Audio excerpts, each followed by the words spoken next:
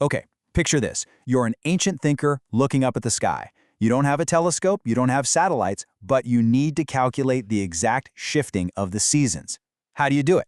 Well, what if the universe wasn't just, empty space, but an immense, meticulously calibrated clockwork engine?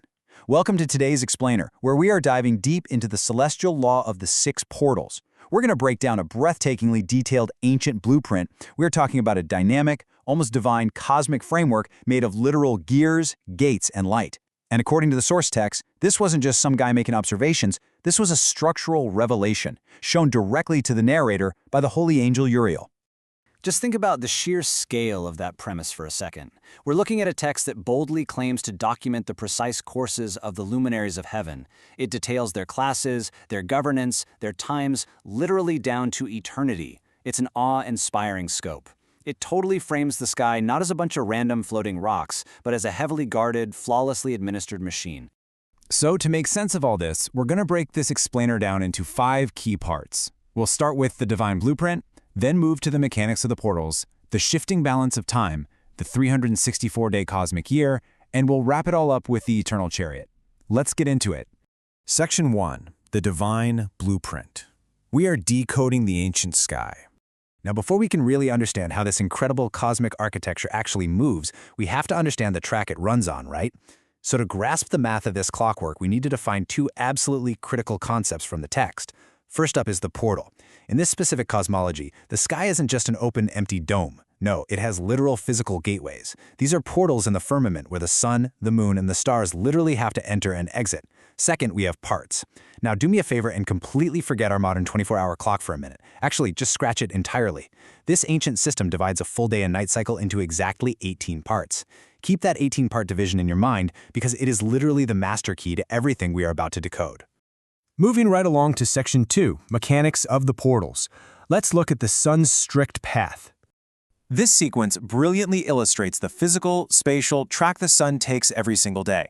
Step 1, the sun ascends in the portals of the heavens over in the east. Step 2, it traverses the great circuit of the sky. And get this, it rides on wagons driven by the wind. How cool is that visual? Step 3, it descends into the western portals, but Step 4 is where the structural genius of this whole thing really shines. How does it get back to the start? Well, the text tells us the descending sun returns through the north in order to reach the east again, perfectly ready to shine precisely on cue the next morning. It's a continuous, totally closed-loop circuit. So, you're probably wondering, how many of these portals are there on this massive track? The magic number here is 6. The text reveals this massive architectural layout where you have 6 distinct eastern portals for ascending and 6 western portals for descending. And these aren't just empty, boring doorways.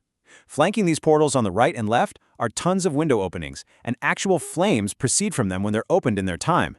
I mean, we are talking about a highly structural, fiery celestial fortress up there. All right, part 3, the shifting balance of time, or as I like to call it, the mathematical pendulum. So how exactly do these 6 portals create the seasons we experience? Well, they rely on a totally unyielding mathematical progression. Let's just look at the sun's first 3 months as an example. It starts in the 4th portal, where the day is 10 parts long and the night is 8 parts. Notice it still totals our magic number of 18 parts, right? Then, the next month, it moves into the 5th portal. The day lengthens by exactly 1 part to 11, while the night drops to 7. By the 3rd month, when it enters the 6th portal, the day hits its absolute maximum stretch at 12 parts, while the night shrinks down to 6. So at this point, the day is literally exactly double the length of the night. You can really see this whole system acting like a giant pendulum of seasons. In month 3, over at the 6th portal, we have our longest days, which means summer.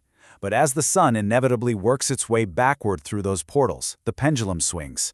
By month 6, when the sun is rising in the 3rd portal, the day and night become perfectly equal. You get 9 parts each, making up our 18-part total.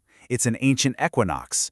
Then by month 9, way down in the 1st portal, the night reaches its maximum at 12 parts, exactly doubling the 6 parts of the day. The sun's movement back and forth between these 6 literal physical gates is what mechanically dictates the shifting ratio of light and darkness for the entire world. Okay, moving to part 4, the 364-day cosmic year. We're talking perfect heavenly symmetry here. Let's zoom out to the macro view for a second. How long does this massive multi-portal journey actually take? The absolutely crucial takeaway here is that this ancient year is meticulously calculated to be exactly 364 days long. And how do they get there? Well, the text explains that the sun generally spends 30 mornings rising and setting in any given portal. However, in a few specific portals, specifically the 1st, 3rd, 4th, and 6th, at different times of the year, it spends exactly 31 mornings, quote, on account of its sign. When you add up all these 30-day and 31-day periods across the sun's entire journey through the 6 gates and back again, the whole thing snaps together like a mathematical puzzle to equal exactly 364 days, a flawlessly symmetrical cosmic year. No messy leap years, just pure order. And finally, Section 5, the eternal chariot and the unchanging law of this system. So moving away from the gears and the portals, let's look at the luminaries themselves. The source text gives us this absolutely fascinating direct comparison between the sun and the moon. We learn that the sun's light shines 7 times stronger than the moon's. But here's the wild part. The text insists that when it comes to their actual physical size, they are identical. So you have an identical physical footprint taking up space in the sky, but with vastly different, intensely flaming power outputs. And man, what a force the sun actually is. The source drops this really striking, almost relentless detail, saying, "He is not diminished and does not rest, but runs day and night in his chariot." Think about that. While you and I are fast asleep through the night, this great engine of a sun is literally racing through the northern sky. Wind is just howling against its wagons as it rushes to reach the eastern portal so it can burst through the moment morning arrives. It never tires. It literally never stops. Cycle after cycle, year after year, the sun returns and comes out through these sequences, acting as the great eternal luminary. This entire mechanical breakdown leaves us with such a beautiful synthesis of rigorous mathematics and divine endurance. It's a really potent reminder of the eternal law that governs this majestic, sky-sized clockwork. Which leaves us with a pretty profound thought to chew on. If this was the ancient blueprint for a perfect 364-day celestial system, a sky literally governed by physical gates, blazing windows, and unyielding mathematical ratios, how does this incredibly rigid, brilliant structure reshape our understanding of humanity's earliest quests for cosmic order? It really tells us that long before modern science, our ancestors didn't just look up in vague wonder. They looked up and saw a meticulously engineered masterpiece. Thank you so much for joining me on this explainer today. And hey, keep questioning the mechanics of the universe around you.